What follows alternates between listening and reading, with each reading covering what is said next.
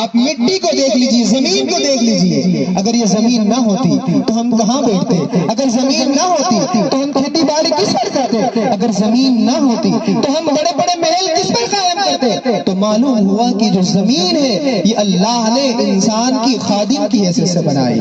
آپ دنیا کی ہر چیز پر جب غور و فکر کریں گے تو آپ کو پتا چلے گا کہ دنیا کی ہر چیز کسی نہ کسی حیثیت سے انسان کی خادم اور نوکر ہے۔ اب سوال یہ ہوتا ہے کہ جب دنیا کی تمام چیز اللہ نے انسان کی نوکر کی حیثیت سے بنائی تو پھر آخر اللہ نے انسان کو کیوں پیدا فرمایا؟ یہ سوال ہے۔ آپ یہ سوال سمجھیں، انشاءاللہ آپ سمجھیں گے اور عمل کریں گے تو آپ کی زندگی اور آخرت کامیاب ہوتی ہوئی نظر آئے گی۔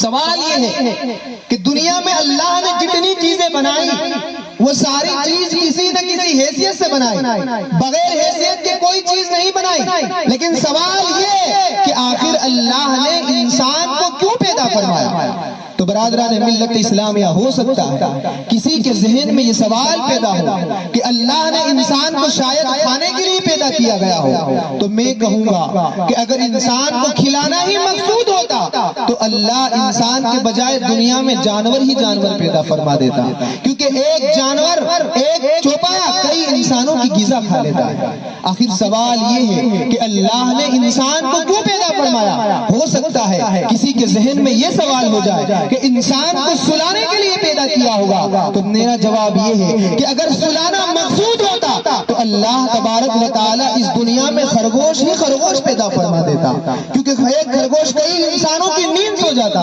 آخر اللہ نے انسان کو کیوں پیدا فرمایا؟ سوال یہ ہو سکتا ہے کوئی کہے کہ دیگر خواہشات کی تکمیل کے لیے پیدا کیا، لیکن دیگر خواہشات کی تکمیل تو بندر بھی پوری کر لیتا ہے، لیکن سوال یہ ہے کہ آخر اللہ نے انسانوں کو کیوں پیدا فرمایا؟ برادران ملت اسلامیہ، ہمیں جب تسلی بخش جواب نہیں ملا، اب آئیے ہم اللہ کی مقدس کتاب قرآن مجید کی طرف رجوع کرتے ہیں اور عرض کرتے ہیں کہ اے اللہ کی مقدس کتاب قرآن، جنہیں ہر گھڑی ہر لمحے ہماری رہنمائی فرمائی، ہمیں یہ بھی بتا دے کہ آخر اللہ نے ہمیں کیوں پیدا فرمایا۔ جب ہم قرآن کی طرف رجوع کریں گے تو قرآن میں اللہ کا فرمان ملتا ہے ہمیں۔ رب ارشاد فرماتا ہے وَمَا خَلَقْتُ الْجِنَّ وَالْإِنسَ إِلَّا لِيَعْبُدُونَ، ہم نے انسان اور جناتوں کو اس لیے پیدا فرمایا کہ وہ ہماری بندگی کرے، وہ ہماری عبادت کرے، وہ ہماری بارگاہ میں سر سجود ہو، وہ ہمارے محبوب سے سچی محبت کرے۔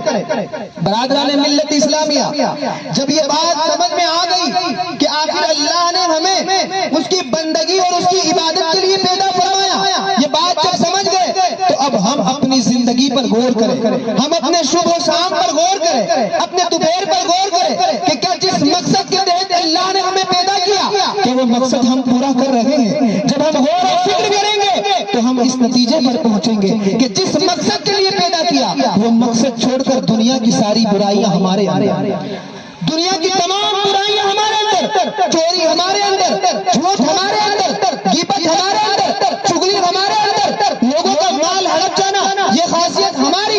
برادران ملت اسلامیہ، اگر کوئی چیز پائی نہیں جاتی تو وہ اللہ کی عبادت اور اللہ کی بندگی ہے۔ تو برادران ملت اسلامیہ، آج دنیا کی تمام برائیاں ہمارے اندر پائی جاتی ہیں، لیکن ہمارے دل میں خدا کا خوف نہیں ہے۔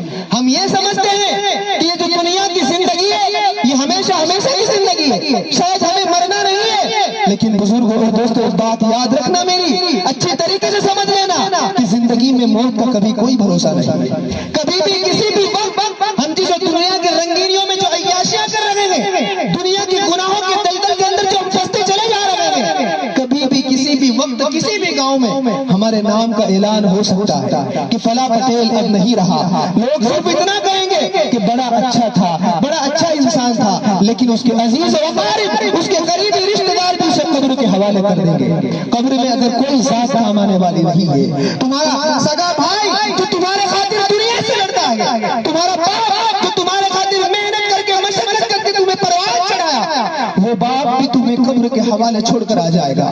وہ ماں جو تمہارے خاطر ایک لمحے نہیں رہ سکتی، اگر تم صبح سے شام تک گھر سے غائب ہو جاؤ تو وہ ماں کھانا چھوڑ دیتی ہے، لیکن آج وہ ماں بھی خاموش ہو جائے گی، صرف رو کر صبر کر لے گی کہ یہی اللہ کی مرضی تھی۔ لیکن قبر کی اس کال کوٹڑی کے اندر، اس قبر کے اندر کوئی تمہارا مددگار نہیں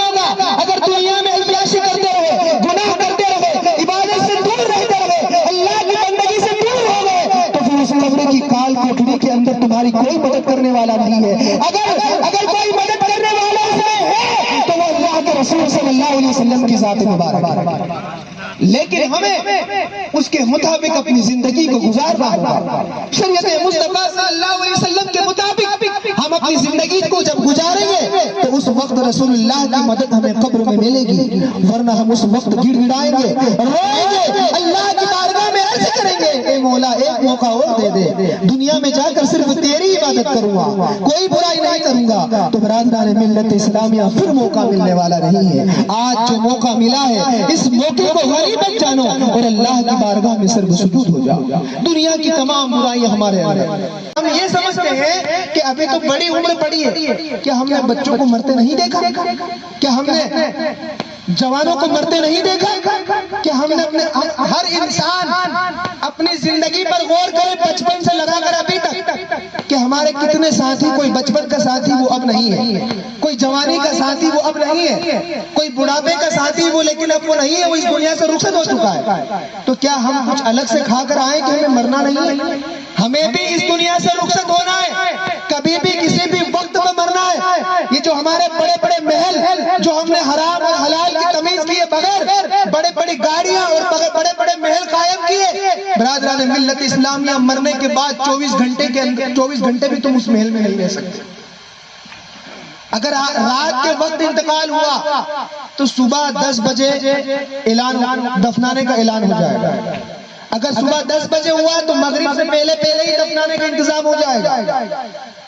سارے مہمان 12 گھنٹے کے اندر آپ کے گھر میں پہنچ جائیں گے کہیں سے بھی, اور گھر والے کہیں گے اب سب آ گئے اب جنازے کو اٹھا لو. برادران ملت اسلامیہ مجھے بتاؤ, اگر تم نے خطا کی ہوگی, عیاشیوں میں زندگی گزاری ہوگی, تو وہ جنازے کے اندر سے انسان چیخ چیخ کر کہے گا کہ انسان میں نے تمہارے خاطر تو بڑا محل قائم کیا, تمہارے خاطر تو میں نے بڑی بڑی گاڑیاں جمع کی, لیکن کیا تم مجھے 24 گھنٹے بھی اس گھر کے اندر میں نہیں رکھ سکتے؟ اے لوگوں مجھے مت لے جاؤ قبر کی طرف, اس لیے کہ میں نے اپنی زندگی عیاشی میں گزاری ہے. قبر میں رسول اللہ کو میں کیا دکھاؤں گا, رسول اکرم صلی اللہ علیہ وسلم کا کیسے دیدار کروں گا؟ یہ جنازہ اس وقت چیخ چیخ کر کہتا ہے لیکن ہمیں سنائی نہیں دیتا, ہمیں سنائی نہیں دیتا.